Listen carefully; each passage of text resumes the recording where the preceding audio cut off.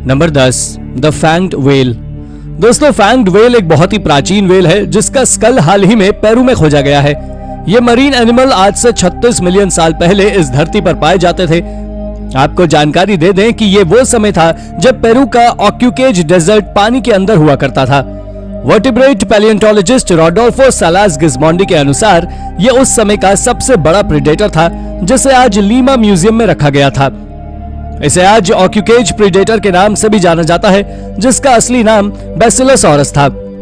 और ये whale food chain में सबसे टॉप पर होती थी, जिसकी लंबाई करीब 55 फीट होती थी, जिसके जबड़े पूरी तरह घने दांतों से भरे हुए थे। ये इकलौता मरीन एनिमल नहीं है जिसे ऑक्यूकेज डेजर्ट से खोजा गया हो, बल्कि इस डेजर्ट से कई अन्य मरीन एनिमल्स को भी खोजा गया है जिनके ऊपर आज रिसर्च चालू है। नंबर 9, द मिस्ट्री केव। इसकी खोज कनाडा में रिसर्चर्स के द्वारा हेलीकॉप्टर से की गई थी। दरअसल बात यह है कि जब रिसर्चर्स ब्रिटिश कोलंबिया में रिमोट वैली के ग्रे प्रोविंशियल पार्क के ऊपर घूम रहे थे, तभी उन्होंने वहां से पत्थरों पहाड़ों के साथ कुछ अजीब देखा, और वो था एक गड्ढा जो वर्टिकली नजर आ रहा था, जिसे देखकर ऐसा लग रहा था कि मानो यह धरती के अंदर जाने का रास्ता हो। इससे पहले इसके बारे में ना ही कभी किसी ने सुना था और ना देखा था। एक्सपर्ट्स की माने तो उनका कहना है कि यह केव कनाडा में खोजी गई अब तक की सबसे बड़ी केव है, जिसके बाद इस पर कनाडा के ही एक जियोलॉजिस्ट कैथरीन हिक्सन ने जब उस गड्ढे या कहें केव पर रिसर्च की तो पता लगा कि इस गुफा का मुंह 328 फीट बड़ा है, जो गहरे कोहरे से ढका रहता है, और इसकी गहराई 440 फीट से भी ज्यादा है, जो काफी ज्यादा गहराई है। पर इसके बावजूद भी इस केव को पिछले कई सालों तक कोई नाम नहीं दिया गया, और इसी वजह से इसे कनाडा की सबसे रहस्यमय गुफा माना जाता है। पर आज के समय में यह केव सारलैक पिट नाम से पूरी दुनिया में मशहूर है। Number 8, the Akhtala monastery. दोस्तों, ये करीब 5000 साल पहले बनाई गई एक प्राचीन सिटी है जो आज अर्मेनिया में यानी कि टर्की की बॉर्डर पर स्थित है। इस सिटी को कई सारे नामों से जाना जाता है, जैसे कि इसे 1001 चर्चेस की सिटी और सिटी ऑफ 40 गेट्स के नाम से भी जाना जाता है। यह शहर भी मेसोपोटामिया के बाकी शहरों की तरह ही पर्याप्त ऊंचाई पर बना हुआ है। इस शहर के चारों ओर दीवार बनी हुई है और 11वीं शताब्दी में यहाँ 1 लाख से ज्यादा लोग रहा करते थे।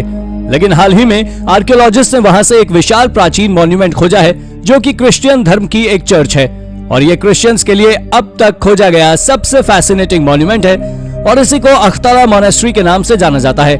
लेकिन 18वीं शताब्दी में इसके निचले हिस्से को एक युद्ध के दौरान तोड़ दिया गया और तब से ये अब तक खाली है। नंबर 7, रुतुप्य। रुतुप्य को रिचबोरो कासल के नाम से भी जाना जाता है। यह एक प्राचीन रोमन सैक्सन फोर्ट है जो आज के समय यूनाइटेड किंगडम में स्थित है।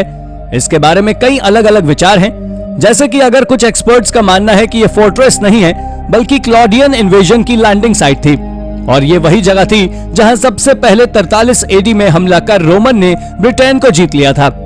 यह जगह रोमन्स के लिए किसी आइडियल प्लेस से कम नहीं थी, क्योंकि यह एक कोस्ट पर स्थित था जिसके जरिए यूरोप के लोग डिफेंस, ट्रांसपोर्टेशन और कुछ सप्लाई की लेन देन के लिए इस जगह का इस्तेमाल करते थे। और वहीं कुछ का मानना है कि ये एक विशाल फोर्ट्रेस ही है।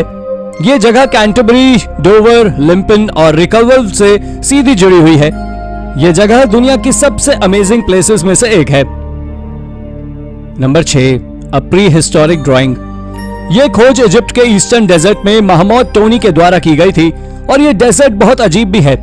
दरअसल टोनी ने वहां से एक मार्बल चंक खोजा था, और इस स्टोन पर कई अजीब ड्राइंग्स मौजूद थी जो प्री हिस्टोरिक एरा के दौरान की थी। आपको जानकारी दे दें कि उस स्टोन पर कोई साधारण कार्विंग नहीं है, बल्कि उस पर किसी शिकारी के द्वारा हजारों सालों पहले शिकार करते समय का चित्र बना हुआ है। लेकिन उस मार्बल चंक का इतने ज्यादा समय तक इस डेजर्ट में सरवाइव कर पाना किसी करिश्मे से कम नहीं है। इसके एक एंड पर एक हंटर बना हुआ है जो 2 शिकारी कुत्तों के साथ हाथ में हथियार लिए हुए है, और वहीं दूसरे छोर पर एक बड़ा विशालकाय जीव मौजूद है जो ध्यान से देखने पर इन शिकारियों से दूर भागते हुए नजर आ रहा है। इस जानवर के बारे में कई एक्सपर्ट्स ने राय दी है कि यह जीव अरेबियन ऑरिक्स है, जिनका प्राचीन समय में सबसे ज्यादा शिकार किया जाता था, और यह खोज वाकई गजब है।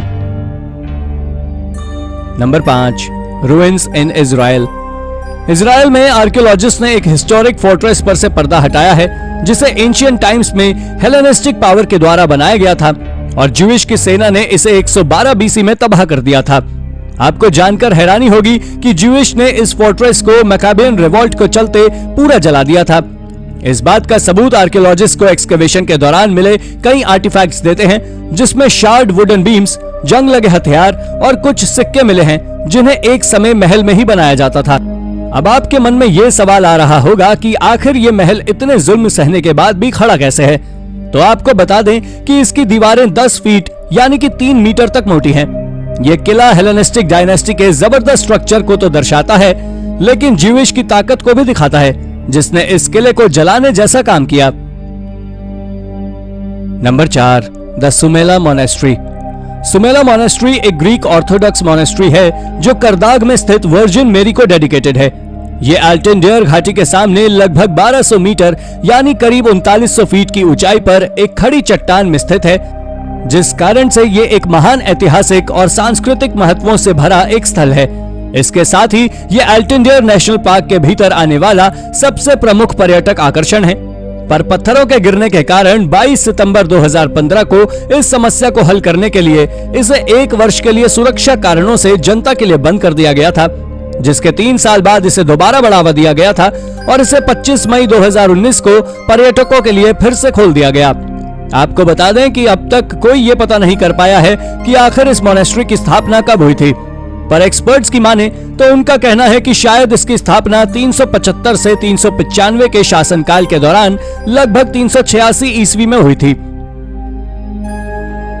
नंबर 3, जग इन अ केव।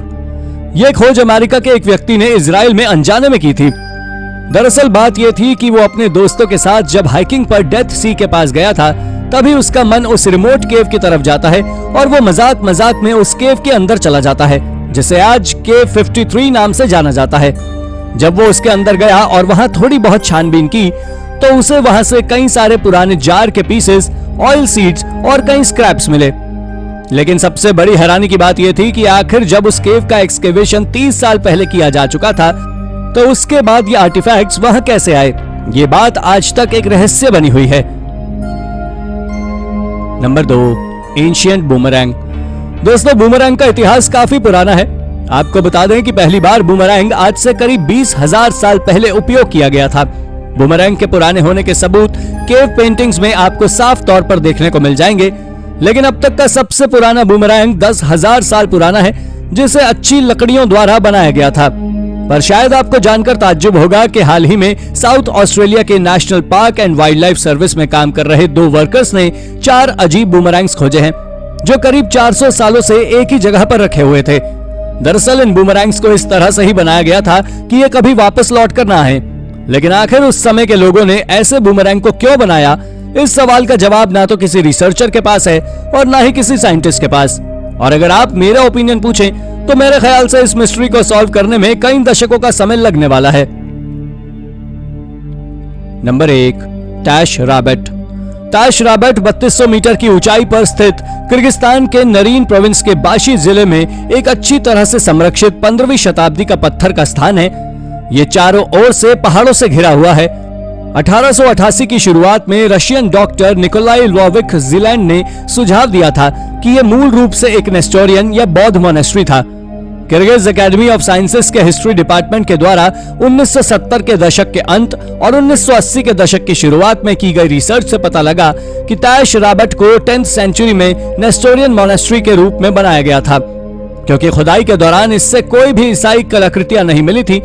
जिसके बाद इसको एक बौद्ध मोनेस्ट्री के रूप में घोषित कर दिया गया, क्योंकि सभी स्कल्पचर और आर्ट वर्क बौद्ध धर्म से संबंध रखते थे, जो वाकई एक कंट्रोवर्शियल और अमेजिंग डिस्कवरी है।